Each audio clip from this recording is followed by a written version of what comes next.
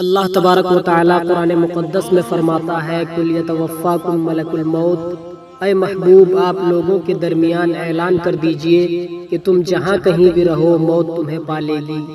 موت سے تم ہرگز بھی بھاگ نہیں سکتے۔ تمہاری موت اللہ تبارک و تعالی نے جہاں لکھ دی ہے ٹھیک اسی جگہ پر تمہاری موت ہو کر رہے گی۔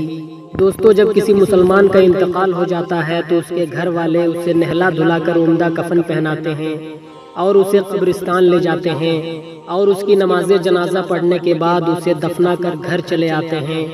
اس کے بعد اس مردے کی قبر میں دو فرشتے آتے ہیں جن کو منکر اور نکیر کہا جاتا ہے۔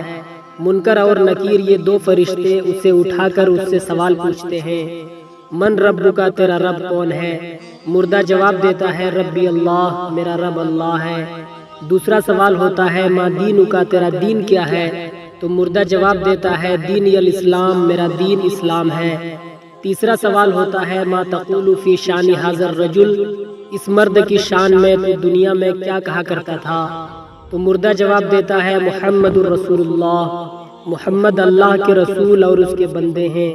جب مرنے والا تینوں سوالوں کے جواب صحیح صحیح دے دیتا ہے تو اس کے لیے جنت کی کھڑکی کھول دی جاتی ہے، اور جو بندہ ان تینوں سوالوں کے جواب نہیں دے سکتا اس بندے کے لیے جہنم کی کھڑکیاں کھول دی جاتی ہیں، اور اس پر اس قدر زہریلے سانپ اور بچھو مسلط کر دیے جاتے ہیں کہ اگر ان میں سے کوئی ایک سانپ یا بچھو زمین پر پھونک مار دے تو زمین میں کوئی چیز پیدا نہ ہو۔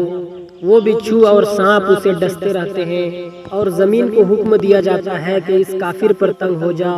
چنانچہ زمین اس پر اس قدر تنگ ہوتی ہے کہ اس کی ایک طرف کی پسلیاں دوسری طرف کی پسلیوں میں دھس جاتی ہیں، اور دھیرے دھیرے گنہگار انسان کا جسم قبر میں گلنے لگتا ہے اور اس کے جسم میں کیڑے پڑنے لگتے ہیں۔ لہٰذا دوستو، قبر کے عذاب سے بچنا چاہتے ہو تو اللہ کی بارگاہ میں اپنے گناہوں سے توبہ کرو، اللہ کی عبادت کرو اور موت کو کثرت سے یاد کرو۔